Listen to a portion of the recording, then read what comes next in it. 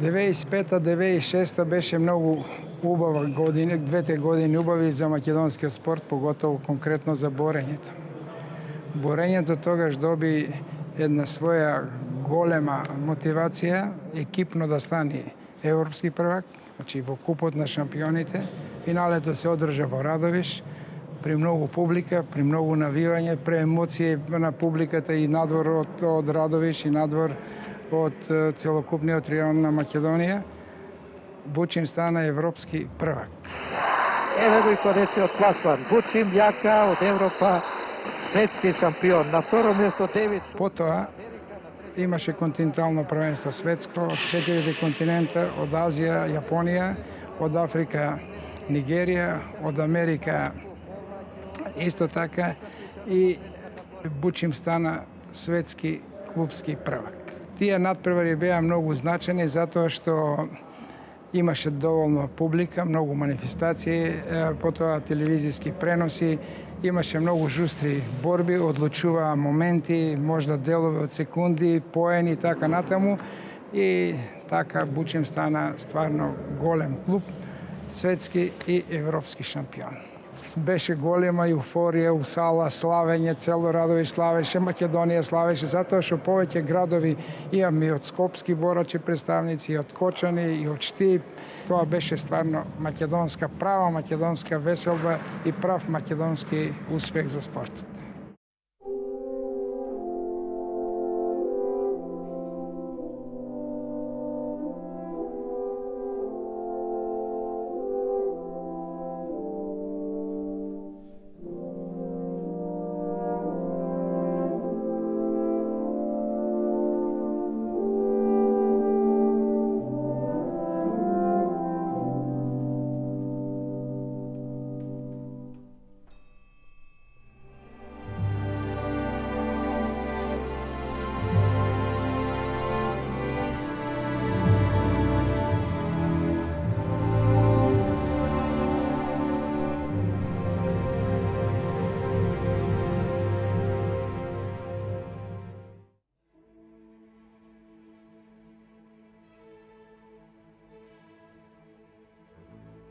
Десети јануари 1996 година.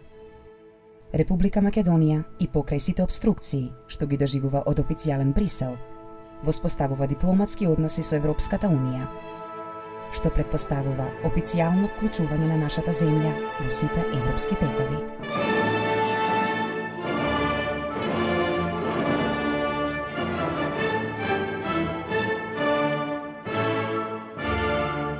Денешната одлука на Европската Унија за воспоставување на целосни дипломатски односи со Република Македонија е еден изворедно голем чекор во меѓународната афирмација на Република Македонија и отвора простор за целосна наша соработка со Европската Унија и со земјите членки на Унијата понатаму. Сите овие процеси покажа дека Македонија чекори сериозно и одлучно напред, дека станува фактор на Балканот, дека без неа не може да се прават никакви калкулации за едината на овој наш регион, иако во тој период големи резерви имаше се уште Европската Унија, нели така, тогаш на почетокот од Европската заедница, бидејќи во агендата за 2000 година Македонија, например, не беше вклучена. Тоа е време на интензивирање на соработката и фактички во тоа време под моје раководство се одржа долготрајни преговори со Европската Унија, повеќе од година дена. Се потпиша договор за соработка и трговија, се викаше тогаш. Покасно во јавноста е познат како договор за соработка. Меѓутоа, не е тоа само договор за соработка и трговија, туку тоа е и јавно признавање официјално на Европската Унија на Македонија. Република Грција постојано ги обструира сите преговори на Македонија со меѓународните организации. Во моментот кога дојде прашањето на името, и то дојде прашањето на името околу ознаката на македонските трговски стоки. Ние баравме да стои Македонија. Европската Унија се разбира под влијание на Грција, бараа да биде 001 или 100, не знам, некаков таков број или некој број. Ние аргументиравме дека и на интернет и во низ железнички сообраќај се прифаќа критиката МКД. Меѓутоа не ќе никако. Таа расправија на таа точка толку се заоштри, што ја во еден момент станав и реков, слушате да кажам. Со оглед на тоа, што ова би било преседан земја да се означи со бројка. Ако вие кај вас го немате меѓу себе, ние ќе сметаме за навреда, ако на нас нема навреда. И покрај нашата добра волја, 6 дена попуштаме на низа работи заради желбата да се подпише договор. Ако немате желба, навистина го подпишете, а со овој став не покажувате дека немате желба. И реков, јас како подпредседател на Републиката, на владата на Република Македонија, морам да станам, да ги напиштам преговорите и да чекам ваша промена на вашиот став евентуално. Ако не, се вратам во Скопје, по Брисел, ќе останам уште 48 часа. И наеднаш низ цел Брисел се расшири нов чудо наведување. Ни една делегација немаш останало. Представникот на владата да рече, простите, ама нема услови за понатамошни преговори. И ме викна пак. Ме викна и го променија својот став. За сите европски држави воведува бројка како ознака. Не ФРА Франција, туку не знам, број 027. Ги натеравме на еднаков третман на нашата република. И дури имало коментар после тоа во Брисел дека тоа дојде ми го кажа францускиот амбасадор во Македонија. Ми рече, господине подпредседателе, во Брисел нема сретнато толку спремна делегација колку што беше вашата. Ние кои ќе огледаме тој период, можеме да кажеме, да бидеме горди, дека беа постигнати максимумите кои може се постигнат, иако многу елементи, многу фактори беа против нас. Тој период ни овозможи да ги интензивираме подготовките за членството и во НАТО и во Европската унија. Заедно со нашата активност во партнерство за мир и во реформи на одбранбените сили внатре во државата, доведе до крајно зближување со НАТО. 12 март. Република Македонија станува членка на Северноатлантскиот совет. Таа година ја искористивме интензивно да ги створиме сите предуслови и во самото седиште на НАТО и официјално ја отворивме Канцеларијата за врски на Република Македонија, што ни даде повод веднаш потоа во Република Македонија да ги формираме и сите потребни тела за да може да се прати сето тоа што се прави на планот на подготовките, да се координираат тие активности со соодветните тела на НАТО кога зборуваме за НАТО, а исти такви органи формиравме и во врска со интеграцијата на Република Македонија во Европската унија. Неколку месеци подоцна, на 14 јуни, во седиштето на НАТО се отвора Македонската канцеларија за врски. Без разлика што не бевме членка на НАТО, влеговме во колективниот систем за безбедност и бидејќи улогата на УНПРЕДЕФ во Македонија беше автономизирана, значи не зависеше од некоја регионално водство, тоа имаше исклучително значење за зголемување и подобрување на безбедносната позиција на Македонија. Не можеше веќе да се очекува дека ќе се остварат некои закани за сувереноста на земјата.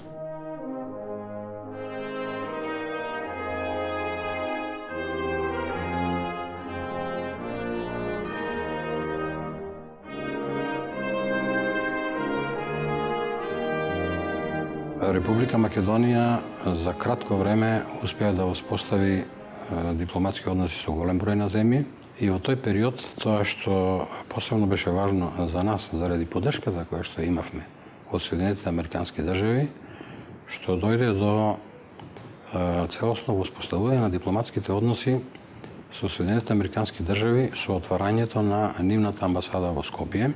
It is with great pleasure that today On behalf of the people and government of the United States of America, I dedicate our embassy to the people and government of this wonderful country. Да го имате за пријател, или ако сакате стратешки партнер, најмоćниот фактор на меѓународна сцена, државата која ги моделира меѓународните односи и така натаму е привилегија. The United States looks upon this country as a source of stability and democracy in what has been both historically and recently a very troubled region of the world. Со праќањето на првиот представник, после и со амбасадори во Република Македонија покажаа дека во Република Македонија гледат партнер. We share common goals, an unshakable commitment to democracy, regional stability, and improving the living standard of our peoples.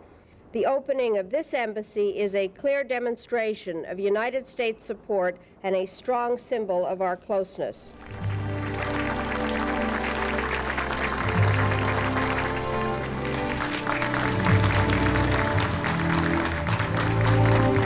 За прв амбасадор на Соединетите Американски држави, председателот Бил Клинтон го именува Кристофер Хил.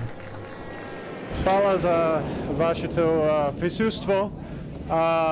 Може во иднина јас можем да зборувам во македонски јазик, али за сега тој е можеби тој е многу тешко за мене и потешко за вас и бил би подобро ако јас користим translator.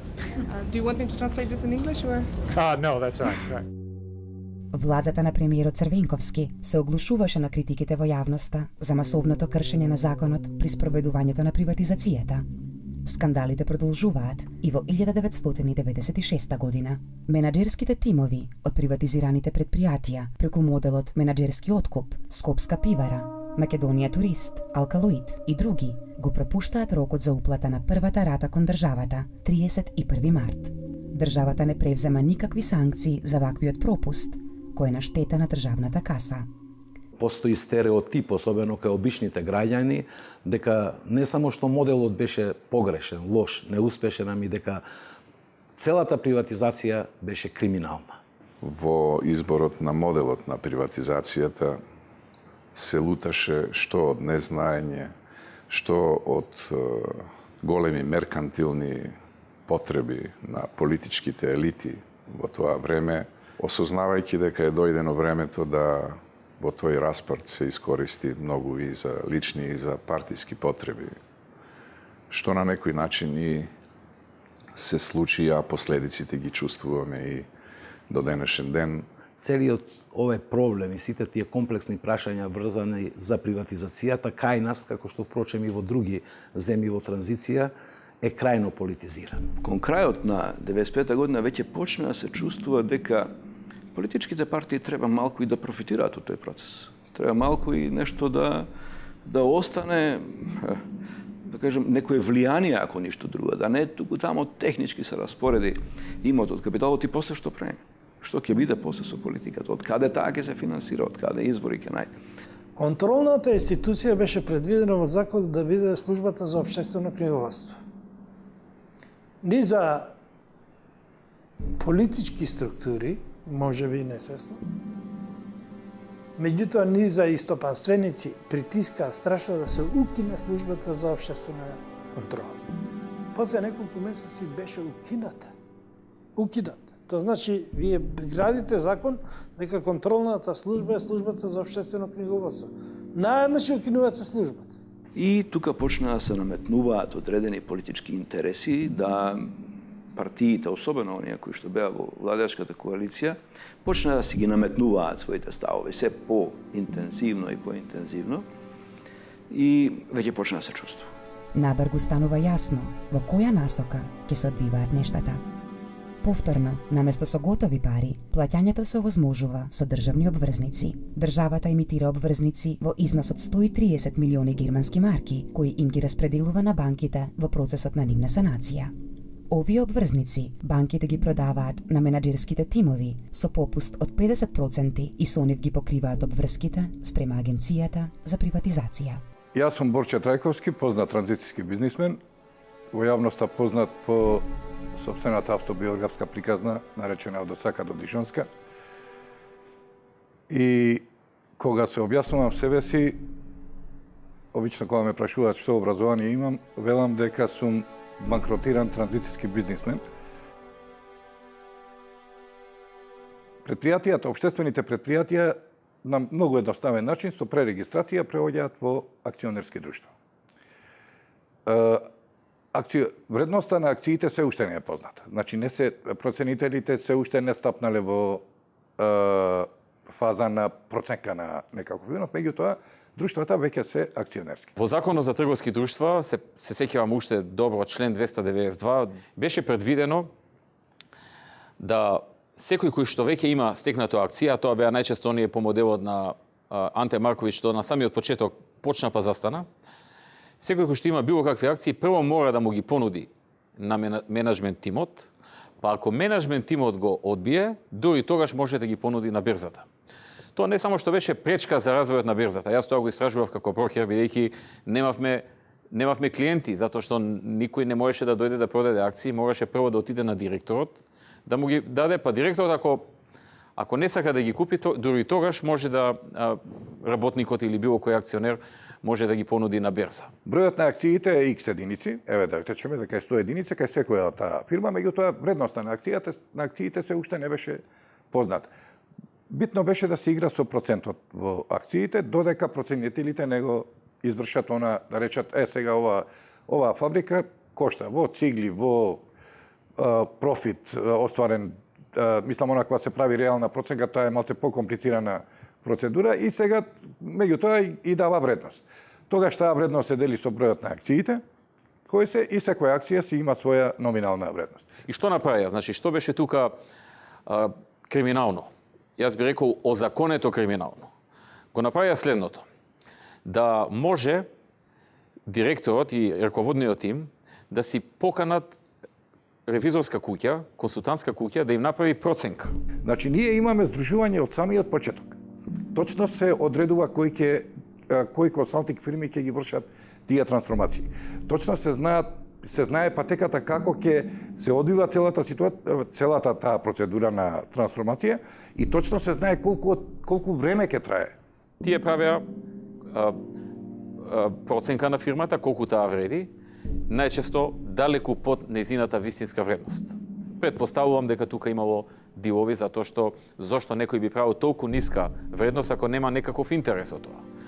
Со таква ниска вредност, најчесто 10 пати или 20 пати пониска од реалната, менаџерскиот тим се нафаќаше да си ја приватизира таа фирма каде што се директори, односно менаџери. И нормално, ако некој од работниците веќе се беше стекнал со некој малцински дел од акциите, прво мораше на нив да им ги понуди, па доколку тие не сакаат, а најчесто сака, дури тогаш да ги понуди на берзата. Тоа се случува во еден период кога не постои берза, кога не постојат институции кои ќе ја контролираат целата таа, да речам, режирана трансформација. Во едни такви услови, сите фирми во Македонија, или најголемиот дел од фирмите, добија драстично подценета вредност на македонските компании, за да може да ги купат за вадијава, да ги купат за многу ефтини, да не речам, символични пари. Обштествените предпријатија во една едноставна реченица преминаа во собственост на менаџерите за ич пари. Згора на тоа, имаше уште една можност, односно дадена шанса на менаџерите, а тоа беше да ги плаќаат во 7 годишни рати. Значи, и таа символична вредност да не ја извадат од джеп и да ја платат на државата, туку практично да се ја извадат преку работа, преку дивидента и така натаму. Тие склучуваа договор, фирмата стануваше нивна, но остануваше врската во 7 годишни рати да ја платат фирмата. И што правеа тие? Фирмата продолжуваше да работи, профитот што на крајот на годината ќе го добија од фирмата, дел од тој профит ќе уплатија како рата која што треба за приватизација. Знаете, тоа како се гледа, како се гледаат работите, парите не би требало да бидат од средства од предпријатијата, тоа веќе е криминал. Ако биле употребени пари кои што се на предпријатијата, тоа веќе е криминал. Тоа се случува кај сите успешни компании, сега тука нареди ги како сакаш 5, 6, 10 преку сила се. Скопски пазар, Першпет, Пивара Скопје, Алкалоид, Реплек и уште неколку.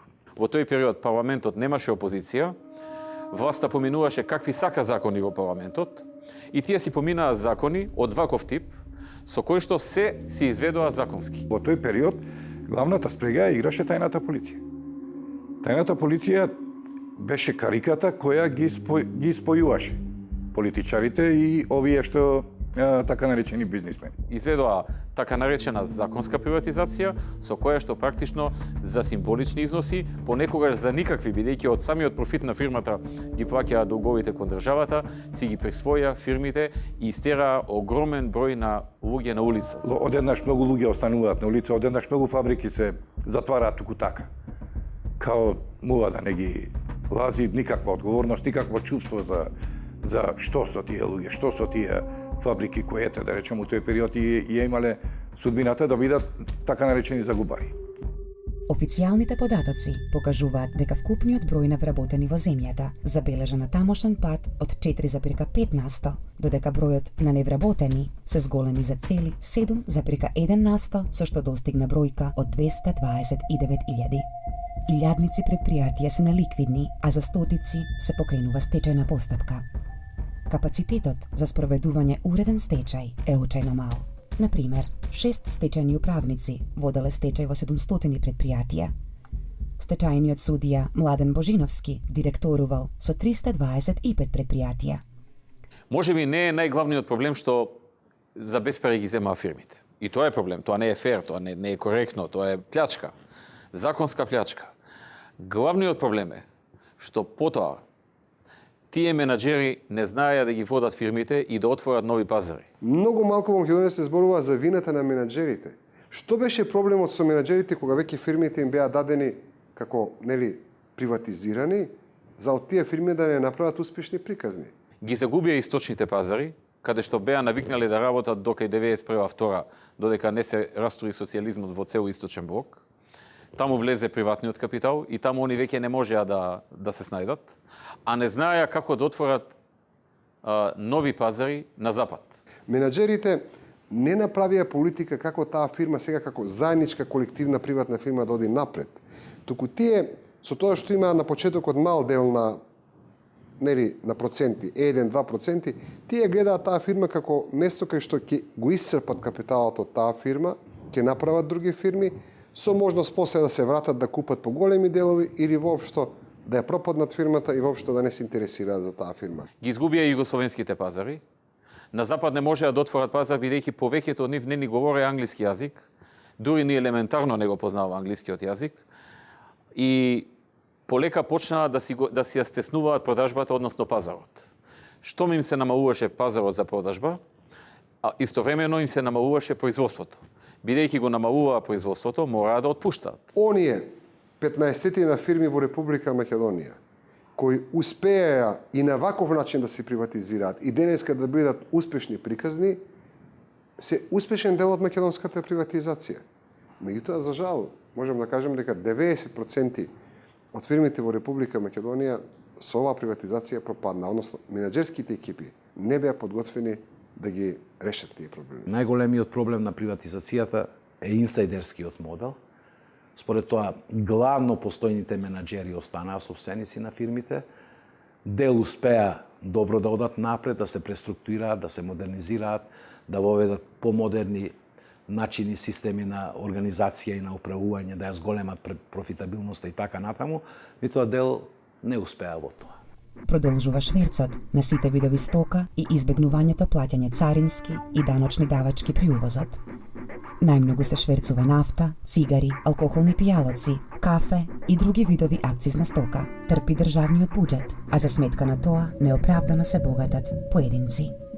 При ова предничат така наречените безцарински продавници, тоест популарните фришопови.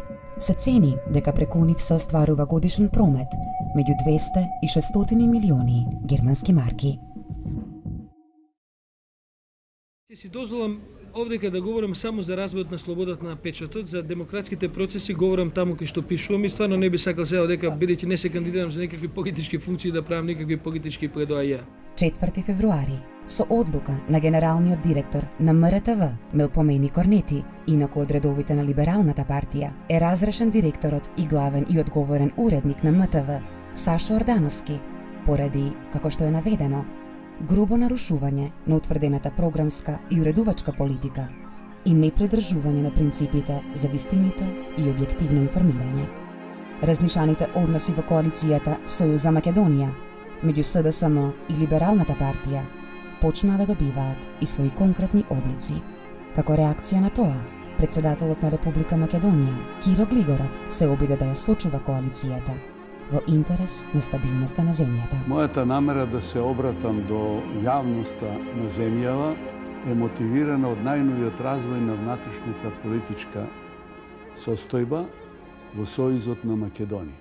Сметам дека се уште не е доцна да се изнајде разумно заедничко решение, бидејќи работите не смеат да се решаваат со радикализам кој во основа почива на повишени страсти и лични пресметки. После намалувањето на првобитниот грч на државата, а тоа е таа внатрешна кохеренција која се случува понекој пат и од страв и од дередже, дека сте под голем притисок и со големи безбедносни искушенија, и тоа трае негде до, велам, 96-та година, последниот акт е признавање од Србија. Кога тоа завршува, вие станувате членка на ЦИМ, значи јасно е во политичката карта дека ќе ве биде, имате втора етапа на својот развој, тогаш одеднаш попуштаат преходните механизми кои ве држиле заедно. Мислам дека во тоа време не се работеше за некои битни програмски разлики, бидејќи програмата на таа коалиција за Македонија однапред беше и позната, прифатена од членките на коалицијата. Меѓутоа во праксата се покажа дека има понатамошно стеснување на демократските процеси, дури и во едно собрание кое е без опозиција. Затоа апелирам и на двете партии да седнат на маса, отворено и искрено да ги изнесат проблемите во кои постојат несогласувања, за да се испита уште еднаш има ли можност да се задржи Сојузот за Македонија или пак неговото време истекнува и секој треба да си ја приме својата одговорност за идните настани. Че прво се случи расправа во владечката коалиција, СДСМ либерали, и јас тога си дозволив полемика со либералите. Мислам дека тие има една исто така занесена позиција во како мала партија, премногу се дозволува. Внатре нема некаков баланс на своите мерки. Тие либералите тоа го правеа подосна до моментот додека не исчезнаа као што е на последни избори. Така што се виде дека не само што парламентот не може да функционира без и не функционира без опозиција, туку и дека и другите демократски, односно форми на непосредна демократија што се уставно предвидени, не функционираат. Се јавува една релативно покомотна, па би рекол и поарогантна фаза на владење на СДСМ. Малку онаа фаза која велиме ние во крајниот етап се почнуваат да се занесуваат во целата таа политичка ситуација.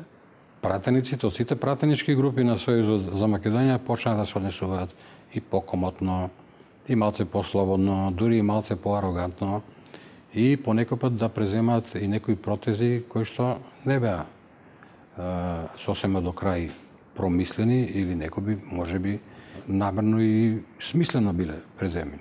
Нашите политичари се расправаат заради учеството во колачот. Личен.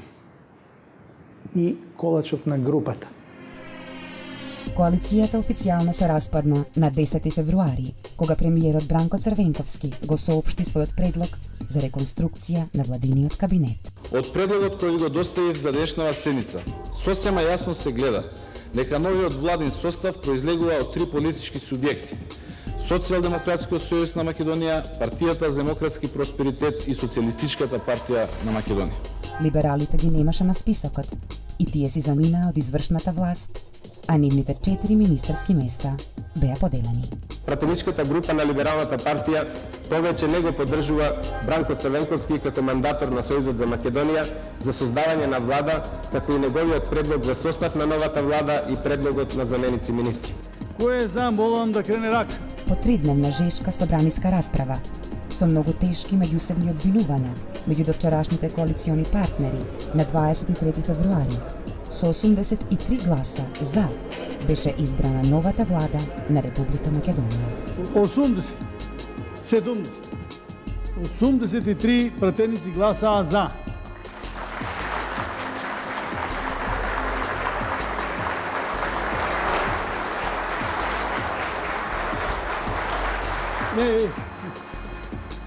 Констатирам дека собранието избра влада на Република Македонија. Либералите преминаа во опозиција. Јас, сакајќи да си останам со мојата партија и со пратеничката група на која и припаѓам, ќе ја напуштам функцијата председател на собранието. Функцијата председател на собранието ја презеде Тито Петковски. Изјавувам, ќе се придржувам на уставот и законите и ќе се борам за заштита на суверенитетот и интегритетот на Република Македонија. Скопје, 6 март 1996 година. За мене беше многу лесно. Значи седмиците беа многу ефикасни, точките на дневен ред се сакува релативно брзо.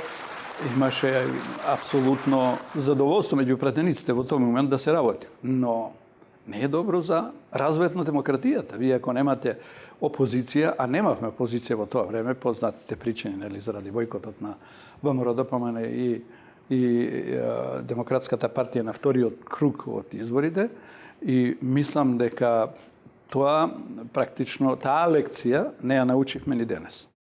Беше тоа некаков чин на расцеп и на распад на монолитноста на Социјалдемократскиот сојуз. Нели, тоа не охрабри да тргнеме во оваа иницијатива за предвремени избори. И мислам дека да се соберат 220.000 потписи во Република Македонија за предвремени избори е навистина голем чин.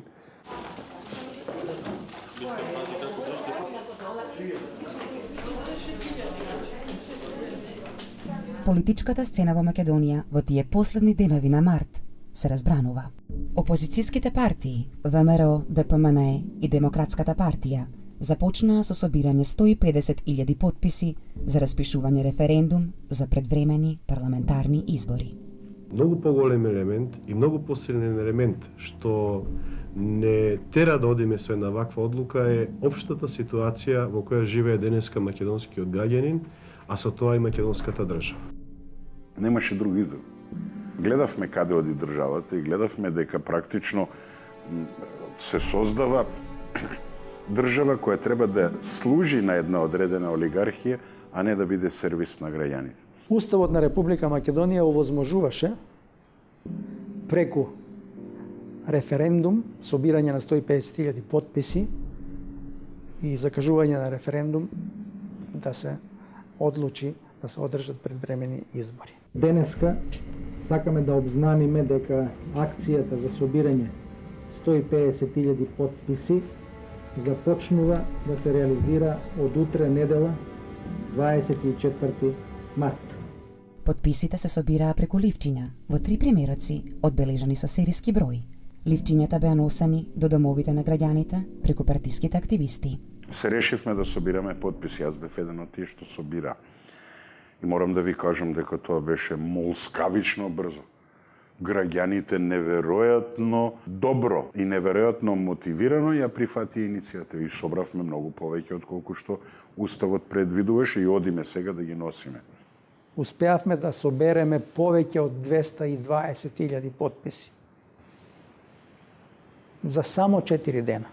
И ги однесовме свечено во собранието, ги носевме на раце, ги внесовме во собрание и потоа останавме и ден и ноќ да бдееме над ливчињата додека службите од собранието ги броеа, затоа што не им верувавме, морам да признаам. 7 ми фалат, дај ми 7. Актуелната власт почнаа да тврдат дека уставот не дозволува на тој начин да се предизвикаат предвремени избори. Никако не смее да се дозволи референдумот да се поцени како форма на непосредна демократија. Според тогашниот устав, секој потпис беше валиден. и одиме да се видиме со председателот на собрание. И го прашам господинот Тито Петаковски дали ќе распишат, ако треба, уште еден референдум, на кој ќе има едно прашање дали сте за предвремени избори. И вика нема. Како бе нема? Ќе го кршите уставот, ќе го кршите. Причината беше многу тривијална. Потписите не се собираа во институциите на системот, во државата. Значи не се легитимираа луѓето со лична карта дека е тој и тој, од тоа можеше на вистина да се посомнева секој. Ако не се легитимирате вие, одите во местната канцеларија или во подршната единица на Министерството за правда и кажете дека сте XY со личната карта и се потпишувате на иницијативата. Само половина час по предавањето на подписите започна собраниска седница на која итно беше донесен нов закон за собирање подписи и нов закон за распишување референдум, со кои закони се менуваше Уставот, се со цел да пропадне акцијата за предвремени избори. Комисијата за политички систем му предлага на собранието да го усвои следниот заклучок. Прво, нема уставен основ за донесување одлука за распишување референдум за предвремени избори за пратеници на собранието на Република Македонија. Дознавајќи за нашата иницијатива дека собираат подписи, тие ноќе подготвуваа закон за собирање на подписи за референдум, со кој што сакаат во кој што сакаат да вградат стотици пречки како што помалку луѓе да можат да успеат или да сакаат да дадат подпис. Која за предложениот заклучок молам да хрене рака? Пред да ги подигнете вашите раце против референдумот, сепак би ве замолил малку да помислите. Која е цената на свесното кршење на базичните одредби на Уставот? 66 пратеници гласаа за, дали некој има против? Зошто стравот од референдум? Референдумот не се нови избори. Референдумот е само прашање дали имате доверба или немате доверба. 18 пратеници гласаа против. Кој се воздржува од гласање, молам? Додека траеше седницата, пред собранието се одржуваа протести како поддршка на иницијативата. Еден пратеник се воздржува од гласање. Констатирам дека собранието го усвои предложениот заклучок. После тоа уследи донесувањето на закон, измените на законот за референдум, значи вие одите во подршната единица на Министерството за правда или во местната канцеларија, се легитимирате, се потпишувате за иницијативата и таа веќе има и легалитет, има и легитимитет. Ние поднесовме жалба до Уставниот суд. Јас бев на на одбраната на нашата иницијатива. И тоа беше жалосно таму да се слушаат одговорите од некои уставни судии. Зошто тоа наводно не било во согласност со Уставот? Уставот беше јасен дека со вакво собирање на подписи мораше да има референдум во Република Македонија, меѓутоа СДСМ повторно манипулирајќи со своето мнозинство во парламентот, манипулирајќи со комплетната медиумска контрола, едноставно многу безобразно, дрско го прекраши Уставот на Република Македонија. 8 април 1996 година. Во Белград, министрите за надворешни работи на двете земји, Фрчковски и Милутиновиќ, го потпишуваат протоколот за меѓусебно признавање на Југославија и Македонија. Во Атина, потпишувањето на протоколот е дочекано мощно остро и е наречено непријателски акт кон Грција. Една од најголемите грешки која направи Милошевиќ беше очекувањето дека Македонија ќе им падне како зрела крушка во предградките. Таа беше всушност најголема опасност за нас, независно од тензиите со Грција, проблемите со јазикот и нацијата со Бугарија и тензиите, да речеме, дебатата внатре во Македонија, всушност нас Србија највеќе не загрозуваше. Тие сметаат дека Македонија не може сама да обстои и направија се направија со својата политика да не дестабилизира. Таа сметаше и по една инерција на српскиот голем државен национализам дека Македонија е формирана на нејзина територија или територија која не е припаднала после поделбата на Македонија Балканските војни, по Балканските војни и дека тука всушност ние неа нешто и должиме. Таа врска и со номенклатурата во пред комунистичката партија претходно беше цврста. Македонците никогаш не беа многу славни околу својата национална свест, туку беа прилично инфериорни во таа федерација И сето тоа функционираше да притисокот од Србија всушност ние го чувствувавме најтешко. Меѓутоа, полека сватија дека Македонија не е играчка, дека Македонија има искуство државничко, дека Македонија има луѓе кои може да ја водат. И тоа дојде до полн израз точно тогаш кога прифатија дека Македонија е реалност и дека без Македонија не може да се гледа иднината на регионот.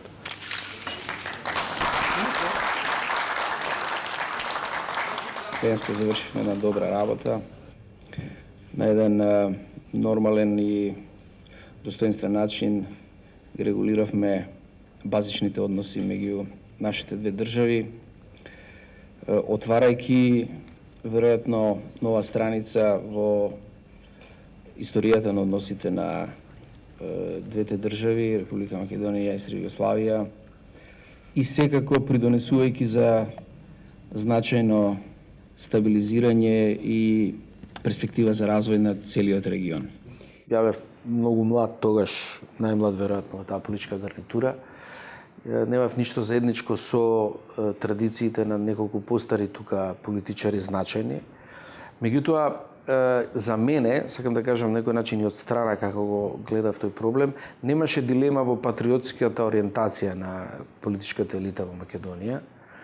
Не мислам дека некој од нив бутка на кај Србија или на кај Бугарија на така значаен начин да тоа биде влијателно. Не, имаше линија кон независна македонска држава, може да имаше разлики околу патот кој треба да се фати за негово естаблирање, но не суштински околу некакви конспирации за ново загрозување на независноста. 26. април. На светскиот собир на лидери и стопанственици во Кран, Монтана, на Киро Глигоров му е врачена годишната награда за заслуги за мирот. Се чувствувам како среќен човек, затоа што навистина едно признание од еден ваков форум кој собира многу познати политичари, стопанственици, луѓе кои се занимаваат со иднината на овој свет и бараат патишта за соработка. Сметам дека ова е признание за нашата земја, за нашата политика. А јас сум само символот на таа политика. Патот на Македонија кон светските институции продолжува. Париз, 8 мај, Македонија и пристапува на Париската повелба. Голема ми е чест денес да ви го предадам писмото со кое Македонија пристапува кон Париската повелба. Мерси. Во Хелсинки, Македонија ја подпишува Хелсиншката повелба и му пристапува на КЕПС. Наскоро ќе имаме можности да склучиме нови договори кои ќе овозможат поефикасно работење на шведските и финските фирми во Македонија. Во половината на септември, на Генералното собрание на Организацијата на Обединетите нации во Њу Јорк, Македонија ја истакнува својата кандидатура за непостојана членка на Советот за безбедност за годината 1997-98. Раководена од желбата за свое конструктивно учество и активен придонес во работата на Обединетите нации, Република Македонија ја истакна својата кандидатура за непостојана членка на Советот за безбедност за периодот 1998-99 година. Ве уверувам дека укажаната доверба во потполност ќе ја оправдам. Токму на ова собрание, Македонија ја предлага двојната формула во решавањето на спорот со Грција. Двојната формула предлага уставното име да биде за општа употреба во ООН и светот, а име што ќе се договори со Грција за билатералните комуникации. Грција го одбива овој предлог, а противењето станува нивна официјална политика. 28 март. Во Скопје започнува да работи македонската берза на долгорочни харти од вредност, прв пазар на капитал во нашата земја. Средината и втората половина од 1995 година и во почетните месеци 1996 година работевме интензивно на формирање на пазар на капитал, како го викавме во тоа време, или народски преведено берза на капитал. Задачата на Комисијата за хартија од вредност е практично да го регулира пазарот на капитал. Меѓутоа, ние немаме пазар на капитал, а формиравме комисија и задачата на комисијата практично беше да создава услови за развој на пазарот на капитал. И беше формиран еден тим од неколку луѓе во рамките на почетната екипа на берзата и надворешни лица, представници од Министерството за финансии, од Народна банка на Република Македонија, во кој што Начип сам лично присуствав во креирањето на тој финансиски на таа финансиска институција. Еден ден до комисијата за харти од вредност стигна елаборат за основање на берза, во која што беа како основачи две банки, Алмако банка и Комерцијална банка, едно ГГ предпријатие, тоа што имаше звучен назив, се викаше Пазар на пари, после во пирамидалното штедење и тоа беше вклучено. И она што најповеќе ме изненадуваше беше Фондот за развој, односно Агенцијата за приватизација. По законот, како основачи на берза можеа да бидат само банки. А овдека се јавува и предпријатија, и ние едногласни бевме дека треба да се даде негативно решение, поготово што ќе беше преседан и ќе се направеше голема грешка ако Агенција за приватизација биде член на берзата, кај што се најголемите овие инсайт информации, што искава внатрешни информации кои што ги поседува таа и може големи злоупотреби да се прават. Меѓутоа имаше во рамките на владата големи поддржувачи на таа идеја. И бевне под голем притисок. Во комисијата беа и одредени членови што работеа во одделни министерства и тие беа од нивните министри под голем притисок. Меѓутоа успеавме да издржиме и го одбивме тој предлог. И потоа јас испратив писмо до британскиот ноу-хау фонд. Испратија тие експерт од Англија. Моделот што беше прифатен беше модел врз база на англиско искуство, но среќата е во тоа што по моје мислење, а тоа не е моје само мислење, англиските институции се прилично цврсти, јаки, со голем капацитет на действување и со голем кредибилитет. Работевме неколку месеци тука заедно со комисијата и го направивме моделот на македонската берза, кој што почна да работи во март 1996 година, кога председател Глигоров го удри звоното.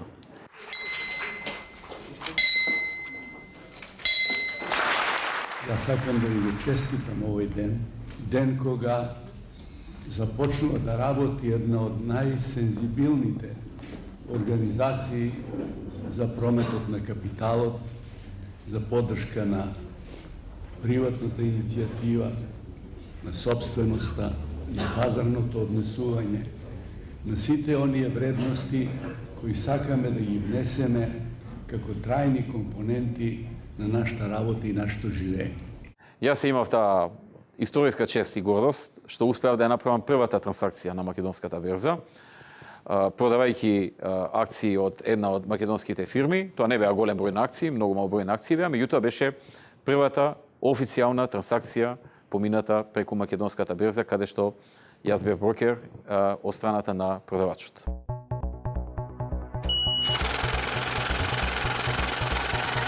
Четврти септември 1996 година Народната банка на Република Македонија ги промовира новите македонски денари.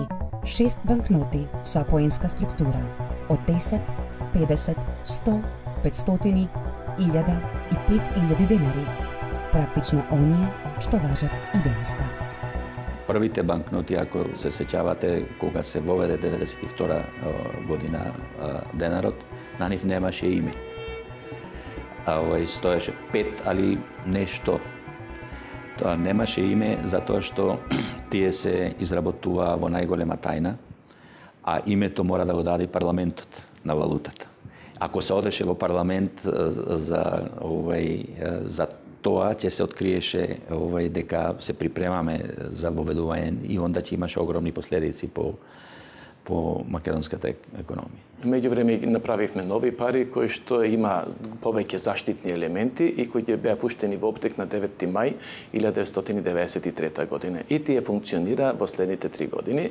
Меѓутоа мора да се признае дека дизајнот на тие, еве да ги крстам, вистински пари од 1993 година не беше направено онака како што нормалната постапка го бара со соодветен конкурс, јавен конкурс да се изберат идејно дизајнерски решенија. Се распиша меѓународен тендер, анонимен беше конкурсот и едно решение по својот квалитет, по дизајнот, далеко отскокнуваше од сите останати. Од тогаш наваму функционира тој дизајн, нормално со допечатување, препечатување тогаш кога има потреба. Имаме признанија од голем број на експерти што работат по централни банки или по нумизматички музеи, дека се меѓу најубаво дизајнираните пари во светот, влегуваат во таа мала група на најубави пари.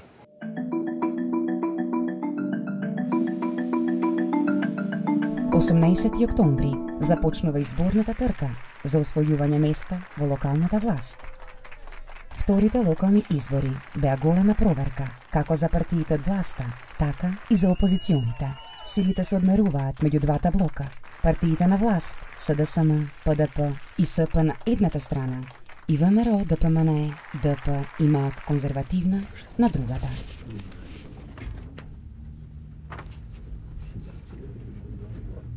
Правиме еден договор кој ќе биде пред се нова политичка сила во Република Македонија.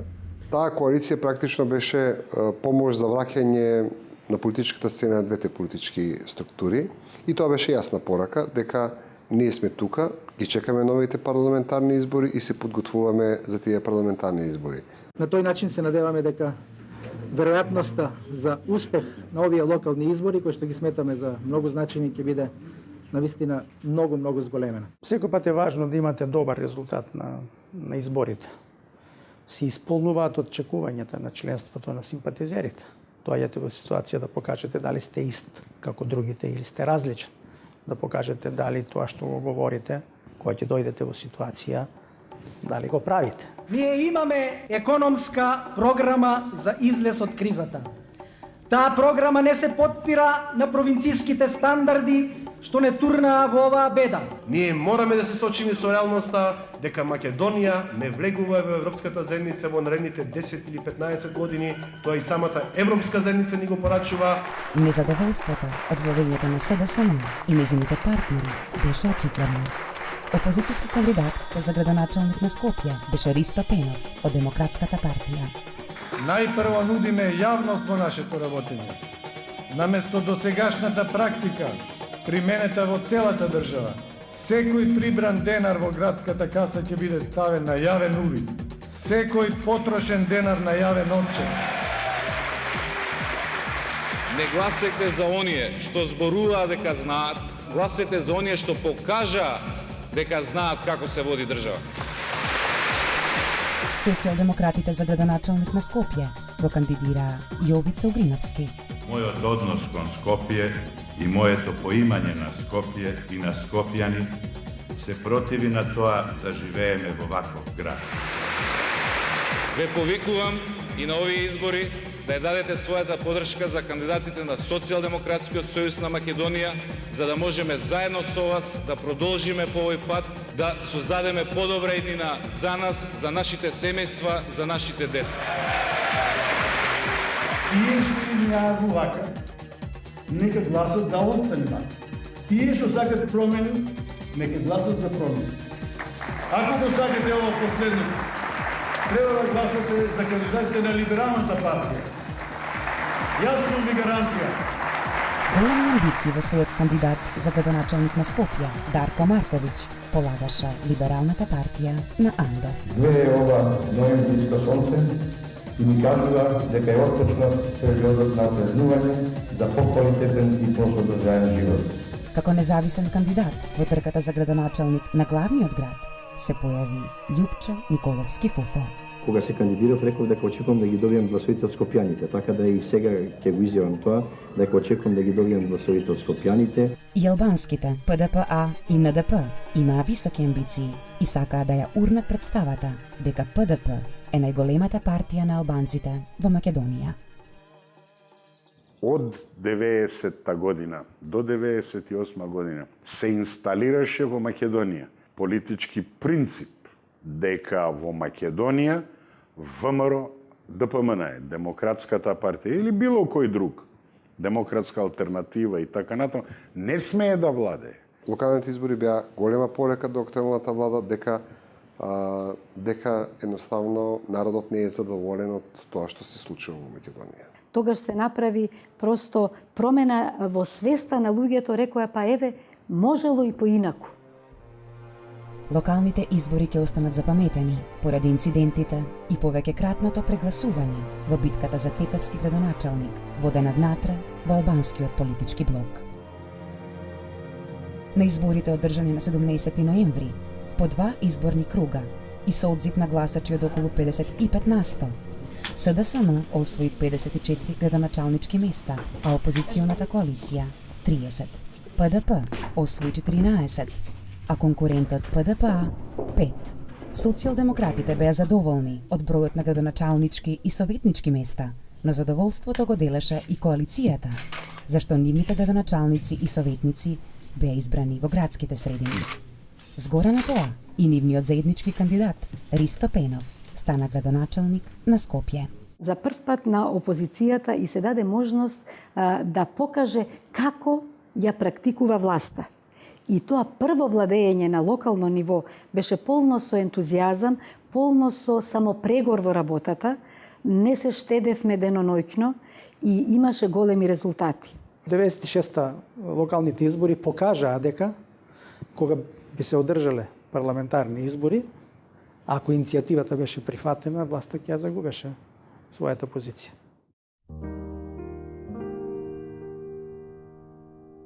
Таа 1996 се случија и многу други настани што ја одбележаа годината.